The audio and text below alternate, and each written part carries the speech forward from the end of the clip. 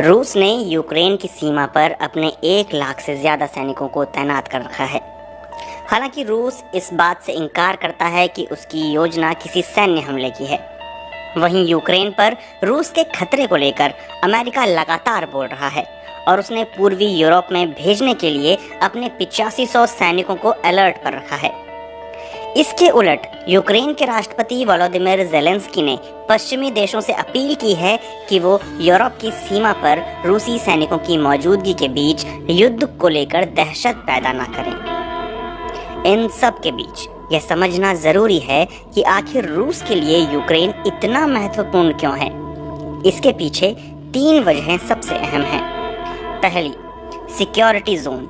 Virginia में take university में international relation के प्रोफेसर जेराल्ड टॉल कहते हैं कि जो नीति रूस अभी अपना रहा है वो इसलिए है कि वो अपने देश की सीमा के करीब एक खतरनाक सैन्य गठबंधन का प्लेटफॉर्म बनते हुए देख रहा है। वह यूक्रेन को नाटो सदस्य बनने से रोकने की पूरी कोशिश कर रहा है ताकि उसे उसके सदस्य देशों से मिसाइल और सैनिक न मिल सकें।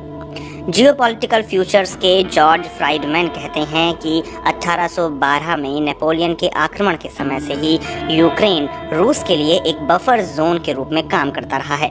वो बताते हैं कि यूक्रेन रूस की पश्चिमी सीमा पर है। जब उस पर दूसरे विश्व युद्ध के दौरान पश्चिम से हमला हुआ था तब ये यूक्रेन का ही क्षेत्र था जहां से उसने अपनी रक्षा की थी। वहां से रूस की राजधानी मॉस्को लगभग 1600 किलोमीटर दूर है। अगर यूक्रेन नाटो के हाथों में चला जाता है तो मॉस्को महज 640 किलोमीटर ही दूर रह जाएगा। तो यूक्रेन वो सिक्योरिटी जोन है जिसे वो हर हाल में अपने पास रखना चाहता है क्योंकि इसने नेपोलियन के बाद से रूस को बचाया है। दूसरी वजह है ऐतिहासिक, धार्मिक और सांस्कृतिक संबंध। 12 जुलाई 2021 को यूक्रेन के साथ संबंधों पर अपने एक विस्तृत लेख में व्लादिमीर पुतिन ने बताया था कि उनका पड़ोसी देश एक खतरनाक खेल में पड़ गया है। वो यूरोप और रूस के बीच एक बाधा बन रहा है।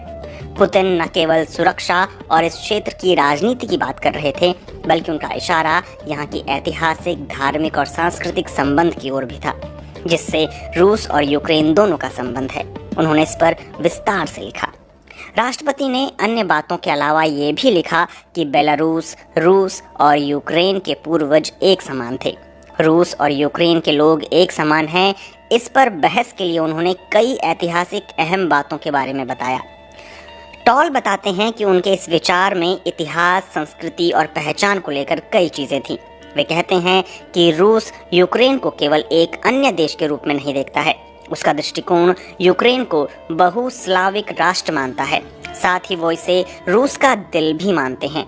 यूक्रेन को लेकर यह रूस का एक बहुत ही शक्तिशाली नजरिया है जो उसकी मूल पहचान में निहित है। जॉर्ज फ्राइडमैन सांस्कृतिक या ऐतिहासिक रूप से यूक्रेन के महत्व को नकारते हुए कहते हैं कि रूस की मुख्य चिंता उसकी अपनी भू राजनीतिक स्थिति की वजह से है। वो कहते हैं कि हाँ, रूस और यूक्रेन इतिहास साझा करते हैं। ऐतिहासिक रूप से यूक्रेनियों पर रूसियों का अत्याचार रहा है। सोवियत संघ के दौर में वहाँ एक भयंकर अकाल पड़ा था। तब लाखों की संख्या में लोगों की मौत हुई थी और ये तब हुआ था जब रूस वहाँ उगाए जाने वाले अनाज को निर्यात करना चाहता था। ऐसे में रूसी और यूक्रेनी लोगों के बीच एकता की बात कोरी बकवास है। तीसरी वजह है पुतिन की विरासत। European council on foreign affairs के विश्लेषक कादरी लीक ने पिछले साल अपने एक इंटरव्यू में बीबीसी को बताया था कि यूक्रेन के मुद्दे पर रूसी राष्ट्रपति पुतिन की निजी भावनाएं जुड़ी हुई हैं। लीक ने कहा था कि शायद यही वजह है कि यूक्रेन पर रूसी नीति कई बार तर्कसंगत नहीं लगती। जेराल्ड टॉल बताते हैं कि पुतिन ने यूक्रेन में कई बार रूस की हिमायत वाले नेताओं को सत्ता में लाने की कोशिश की थी लेकिन वे असफल रहे। उन्होंने कहा कि पुतिन का मानना है कि पश्चिमी देशों ने यूक्रेन को एक रूस विरोधी मंच बना दिया है और इस समस्या का हल जरूरी है। लेकिन टॉल कादरी लीक की तरह यूक्रेन के संकट का एक जज्बाती नजरिए से विश्लेषण करना जोखिम भरा मानते हैं।